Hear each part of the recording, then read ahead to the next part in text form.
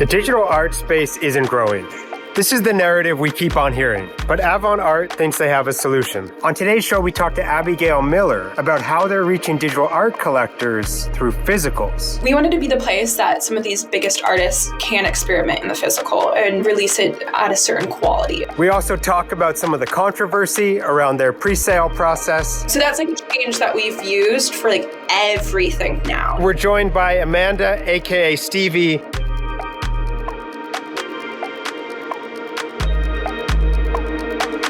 We look at Abigail's secret vault and get some alpha.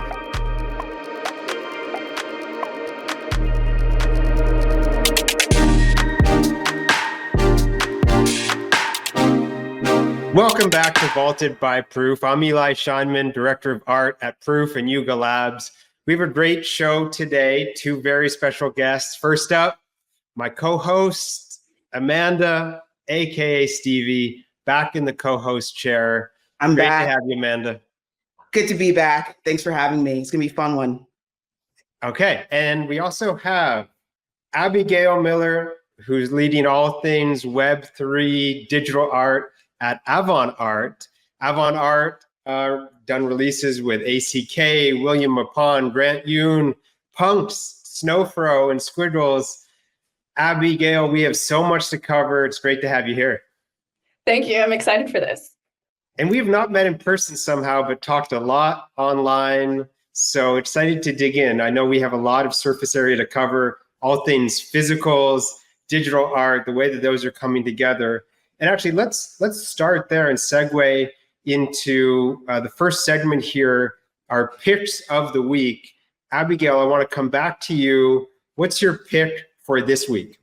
Well, let me share my screen here. Sure. My pick of the week is actually what we just released with Iskra Velitchkova. The collection is called Eyelessness. It's paired prints with like the NFT digital counterparts. It's a collection, a series of 30, and it's a collaboration that me and Iskra have been working on for 2 years together. So it's kind of ever-evolving journey that we created 2 years ago and then finally came to realization here at Avant Arte. This is beautiful. So this is a generative series in that each of the 30 in this collection is different, right? From the same algorithm, but different? Yes, from the same system that was built by Iskra. And it's kind of like birthplace was a collection called Lines and Bones 2 years ago. Ever since, Iskra has been tinkering with the system. And I was like, I really want to bring this to the print form. And you can see here kind of like on the left-hand side, it is like almost 3D print. There's textures and grooves that kind of like almost mimic an eye iris. And so the collection, Eyelessness, is really Iskra asking her famous question of, can machines make us more human? So I love it. How do you decide on the edition size? You said 30. Why did that feel appropriate in this case? Yeah, so this is not long form, like true randomized outputs. Through the system, we spent like a long time with it. I would say we probably went through like 150 outputs. And from there, you get a really good sense of what the algorithm is giving and kind of like the two, like the ends of it and like in the middle. And so the collection of 30 we felt was like the true breadth of it, encompassing like all the kind of like really random outputs that we got, as well as kind of like the core concept. I love it. And I mentioned some of those other artists you've worked with. Iskra is very much of that same ilk, a prior Grails artist. She's just amazing. I love her collections and her work and her style. She also, her and Marcello together have an incredible collection of work themselves. So amazing collectors also. Great share, and congratulations on the great outcome with this collection. Amanda, over to you. What's your pick for this week? I did not pick this just because Abigail was here. I didn't, but this is like the one thing that was really kind of standing out to me this week. So this is the Chromie Squiggle, AOTM, and LarvaLabs auction. Yeah. The thing that really kind of stood out to me was the physical representation, right? Like I'm actually not that much of a physicals person. But the one place that really kind of gets me is this like interpretation of a physical for generative art, like trying to find different ways to, have texture, as Gail just said, like, and find a way to kind of like represent an algorithm on some sort of physical, I think is really cool, right? I think we all know that like that Avant Arte did something really cool with Squiggles as well. And I loved seeing that happen. I think where generative art and physicals meet, I think is kind of like my ideal place for physicals. Love it. This is such a cool collaboration too, because it really shows cooperation in the space, something I think we need more of. So it's the Museum of Light. I think it's called, it's Iconic Moments. It's AOTM. It's Eric with the Chromie Squiggle. So a great LarvaLabs doing the physical as you described. So a nice collaboration and cooperation across multiple parties to produce something that I think is very collectible and very cool, very special.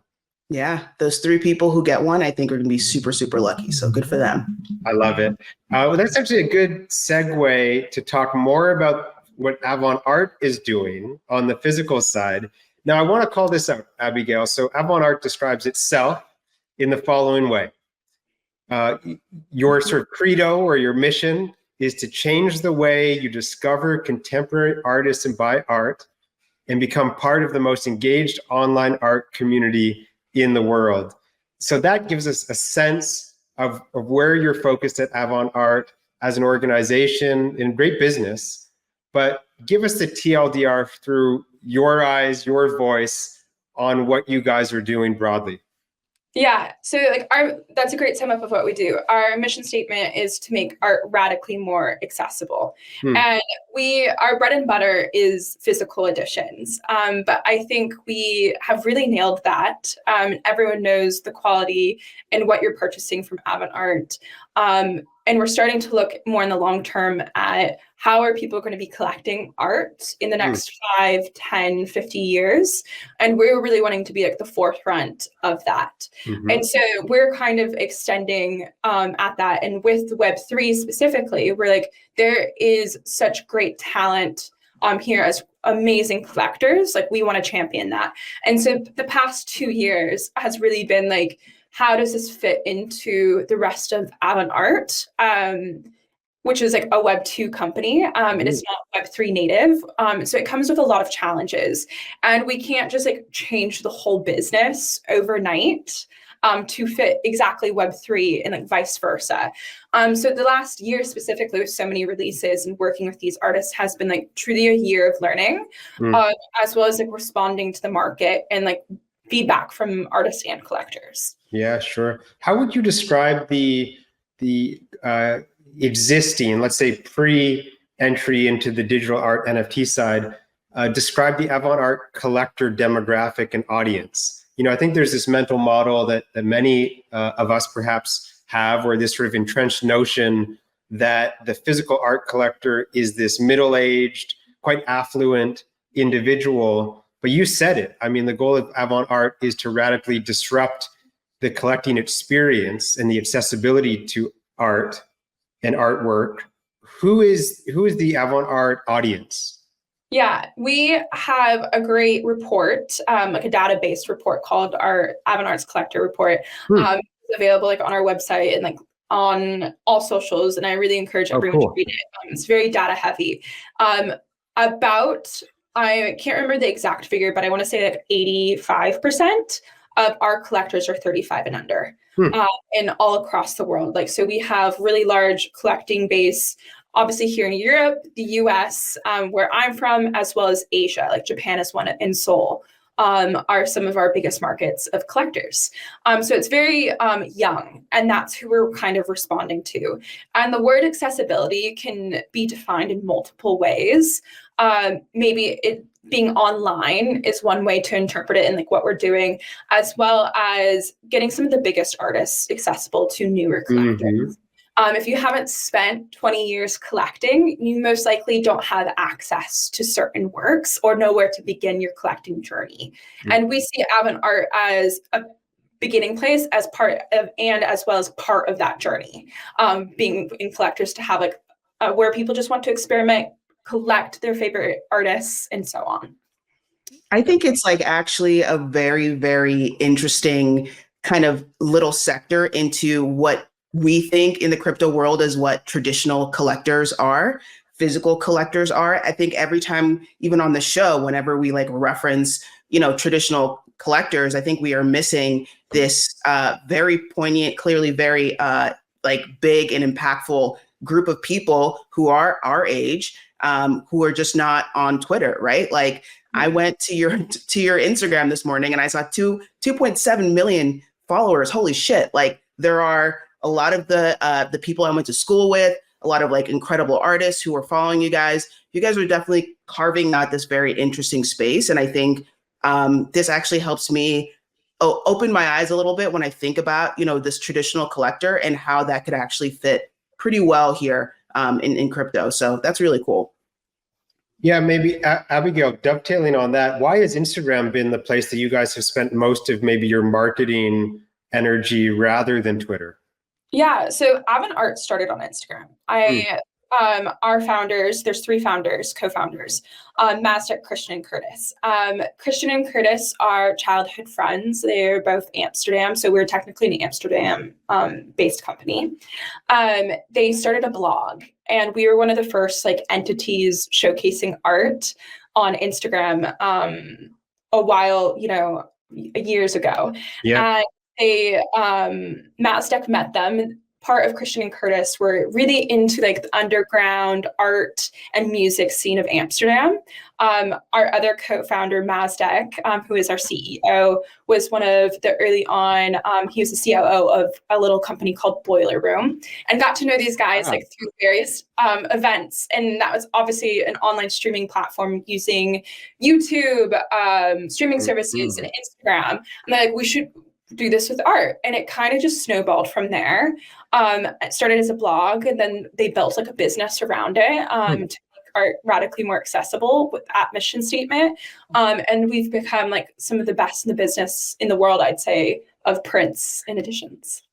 It's, it's such a common story that some of the most effective and durable and compelling brands start as simply content and a blog, and become tastemakers through their curation of content, other people's content in most cases, and then leverage that to build a business around it, exactly as you said. Love that origin story. And it's a common one, I think, in the visual arts and with different brands and textiles and clothing companies and stores. There's really an interesting entry point to build an audience and then a business off of that, of course, as you're saying. Let's talk now about why, for Avant Arte, the NFT crypto art space was of interest. I think you had a good business already. What was the driving force to start to show up in this world? Was it what you said earlier? It's sort of looking 5-10 years into the future and forecasting collecting behaviors, or how would you describe that? I think there's like a myriad of reasonings. Obviously, looking to the future, we have been extremely excited by this technology, as well as like the community here is extremely rich.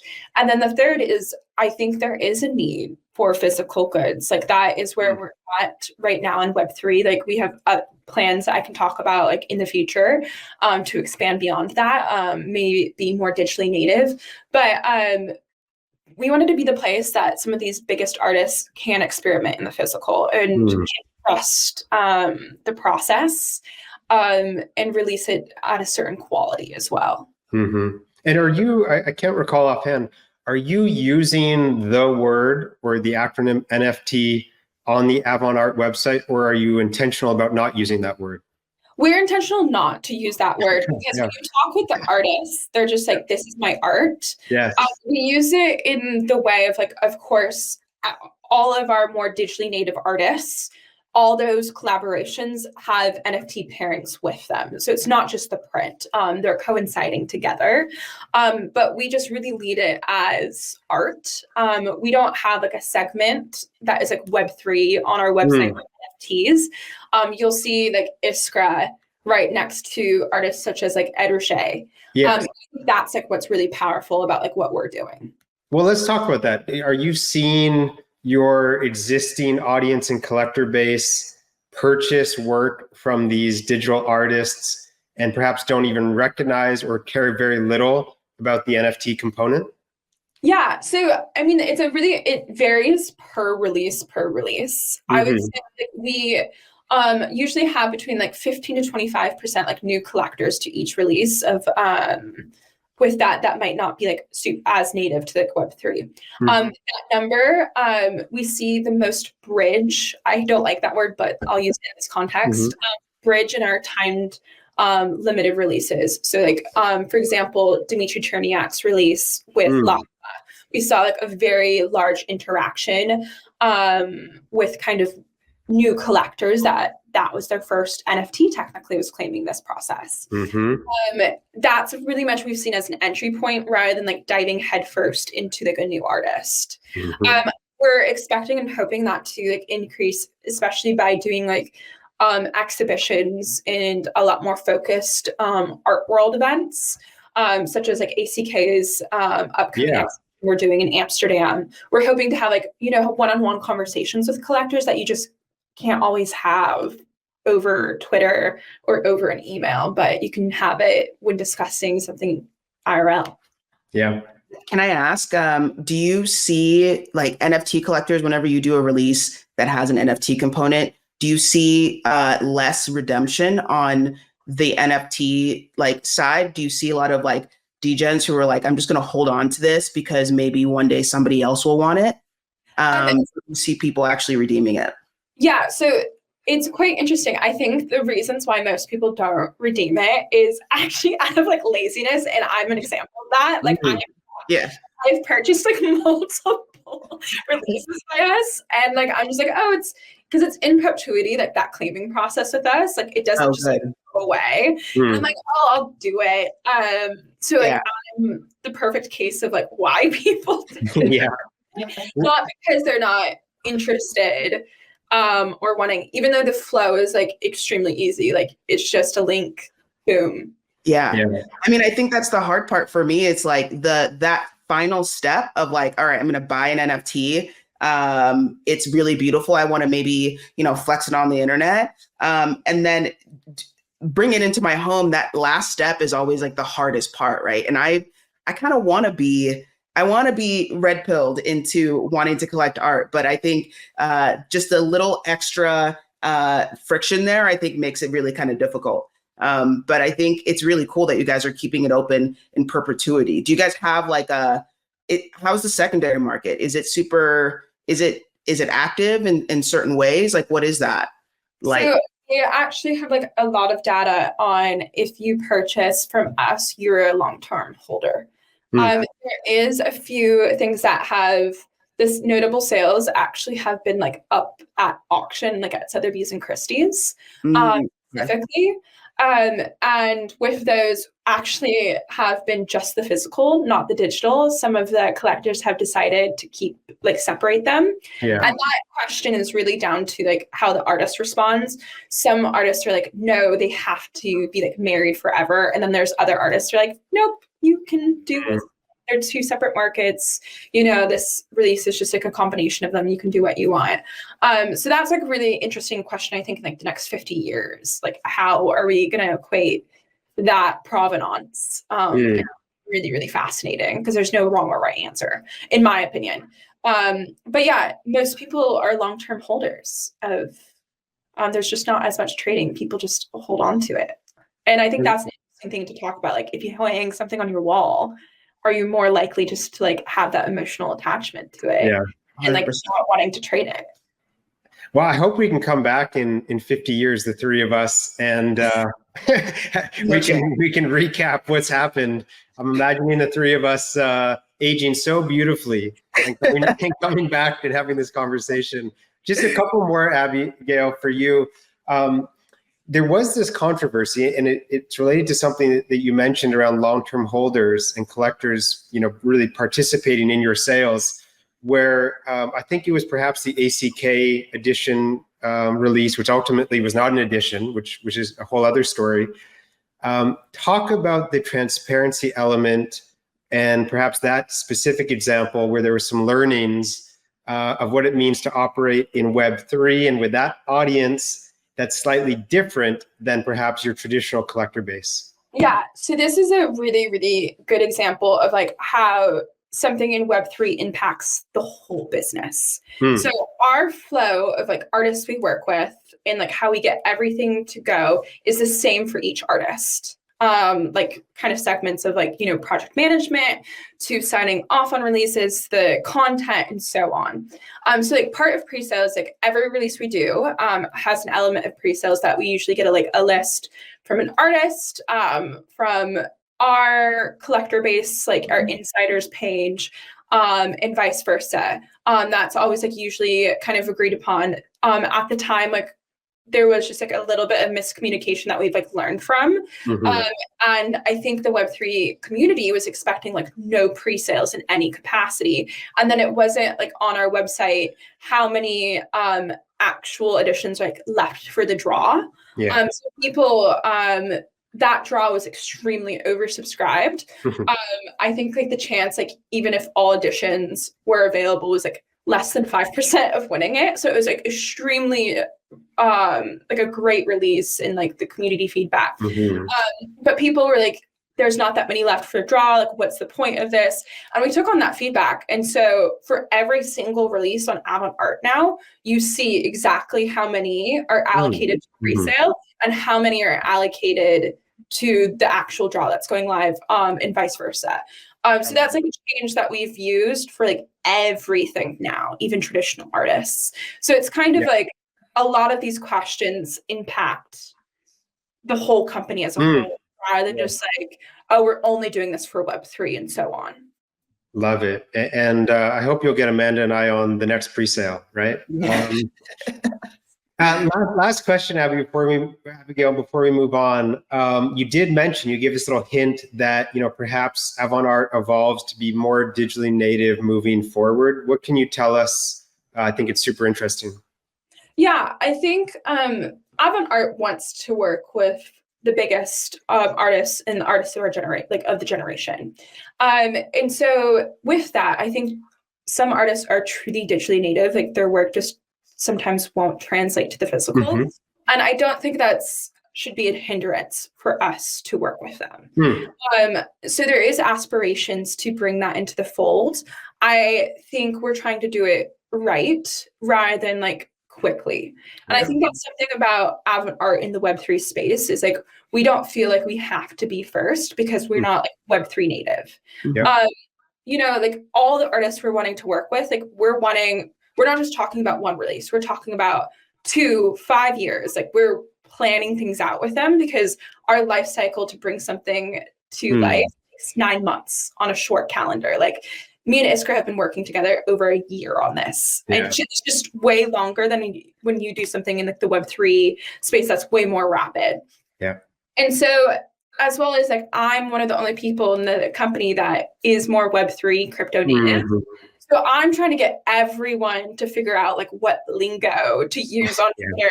How do we like make more touch points with our community? Like, how do we build that up? Then we feel like at a comfortable place to do digitally native releases, as well as like the market. Like we don't want to, there's sometimes like, it's kind of a combination of everything. Yeah, totally makes sense. Okay, let's move on now to some stories from your vaults. We'll go into your collecting history and we'll see what we can pull out. Amanda, let's start with you. Tell us a story. Go into your vault. What do you have for us?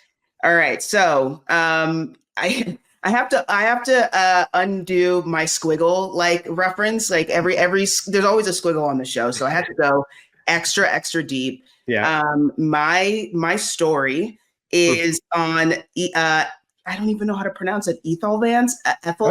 I don't know.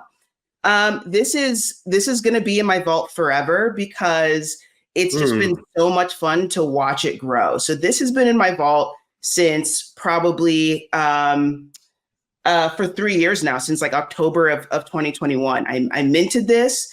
It is it's fully on chain, growing every single day, and expanding and growing. And it's been really kind of cool to watch this sort of like single pixel thing just sort of grow over time. The team is like not really super active, but it doesn't matter. It's just on chain. It will grow over time. And I think it's going to really kind of maybe not. It's going to have any sort of cultural relevance. I'm not sure. But I think as we've been talking this week on the timeline about how important like being on chain is, I think that was always something that had really kind of struck to me all the way in 2021 about how kind of important that is. And that's what I really, really loved about this project. You know, they've done a couple really interesting sort of like visualizations of what these little like creatures look like. This is one of my favorite things, is like this 3D version. You know, the pixel version will always kind of be there. And I think that is the coolest thing about that. So here's the 3D version, by the way. Wow, very cool. Very cool. And yeah, you can kind of play around with it. It's like a little city. And my little guy for 3 years is growing. So it will always kind of be in my wallet. And I can't wait. This is something I actually will look at in 50 years just to see what it looks like. I think it'll be really fun. I love it. You were an on-chain maxi before it was cool. Always, yeah. And also, you know, something that bubbles up for me here is that, related to our conversation about maybe some work is not well suited for the physical format. Here's an example where, you know, if you could have a digital display and observe every day this artwork evolving, that's probably the best form factor to experience that piece. Although you could imagine, you know, maybe you get these snapshots and it's a physical once a year. You sort of add to this tiled physical over time. You have these 50 little tiles of the different moments in its life cycle. Such a cool selection. I remember that one vaguely, that collection. So it's nice to pop up again. Abigail, you have an interesting collection because you will not tell us exactly what you own or where these things are held or in who, and so very discreet about the whole thing, but I know you have a beautiful collection. What are one or two pieces from that collection that you want to share? So I will share a few artists in my collection. As I mentioned, I don't share my wallet, mostly because I work in the space. And so I like to have that separation that can be my pure interests rather than it being associated only with like my professional life. I love everyone I work with, but I also sometimes there's things that are like left field that this space just doesn't need to know that I love. She's a crypto dick butts whale. We get it. it.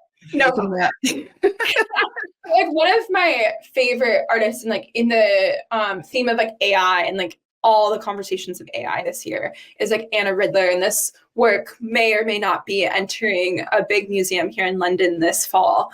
And her work is very much, she's a conceptual artist. She doesn't consider herself a digital or on-chain work artist, but she used everything's like on-chain. She collects data, and let's talk about craft and a lot of references to the Impressionism. And then all these individual tulips of Myriad go into machine learning imagery, moving images that like live on chain. And it's just a conversation about like the boom and bust of cycles with tulip mania, as well as like the crypto bubble. And I just think it's like pure genius, as well as it's just like a beautiful story. And conversation on like, what does beauty mean in the context of something that's cold and analytical. So I love, and she's like, to me, one of the OGs of the AI movement and just working with machine learning, and just has a fascinating practice. So and then just quickly, Abigail. So Anna she's a little under the radar, I think, for most. So she might be a new name for some of our listeners and viewers, but her collector base, it's sort of like, if you know, is elite. Her collector base is elite, like so strong. And she just had a newborn. So congratulations, Anna. Okay. Yeah, she is going to be having some major institutional shows the next coming years. Not surprising. She is just like one of the early AI artists that codes her own neural networks and everything. She doesn't, yeah, it's just incredible what she does. She's a force to be reckoned with and does a lot of research too. Yes. So, incredible. And do you had one more you want to share? I do. I own a lot of meridians. As well as this is our release with Matt in my flat. That print is also hanging. But these are the physical meridians I have. None of these are obviously in my collection because I think they're owned by 6529 and then Balin. But I own about like 5 meridians. And I just think it's one of those works and collections that captures the attention of a lot of my like traditional art world friends. And they're just like fascinated with this. And then when they learned it's done with code, it just like really opens your eyes to what this means. And like, then you go into the randomness and like deeper and deeper, as well as Meridian to me is very intellectually stimulating, like the story behind it and like the geography and the intersection of atlases that Matt has done extensive research in. So I think it's just like all around one of my favorite works. And I know it's one of the favorites of the Web3 community for a reason. So yeah, it is like it's the classic generative piece that passes the wall test, right? So it makes perfect sense that you love it. So, I mean, GG to you for 5 meridians. Good job. Yeah. And you know, like, I was going to say, I it was on Art Blocks Presents. Like he just dropped it. Yeah, true. Yeah. True. Good point. But that's amazing. Yeah. And like, you know, in terms of collecting a meridian, I have 0, so I'm not pumping my own bags. I have the book. I have the Meridians book, which is beautiful, but no Meridian NFTs. It's probably, one could imagine it's a decent time to collect a meridian because I think the things we're saying here are true. Long term, this is a very durable, amazing collection that I think will withstand the test of time. Again, in 50 years, we'll come back, we can revisit and see how our predictions did. Why are you always trying to hang out with us in 50 years? Come on. Yeah. This has been a great show. Yeah. Appreciate Abigail so much. Anything on the Avant Arte side you want to make sure that we check out? We have a big announcement coming out probably in like 2.5 weeks. I can't spoil anything, but I think working with one of the biggest artists in the Web3 space, as well as Alpha Centauri Kids solo exhibition will be in Amsterdam mid-October that we're really excited for, that will be showcasing some of his physical one-of-ones that we've produced alongside him. So exciting. He's one of the best, of course. Love ACK. Amanda, I know we can find you on Twitter, right? Yep. In your replies, just sending voice notes every Monday morning. Amanda, aka Stevie. Well, both of you guys, appreciate it so much. It's been a great show. Great picks from the vault and your top picks of this week. Appreciate everyone listening and tuning in. As always, we'll be back next week. Thanks, everyone. Thanks.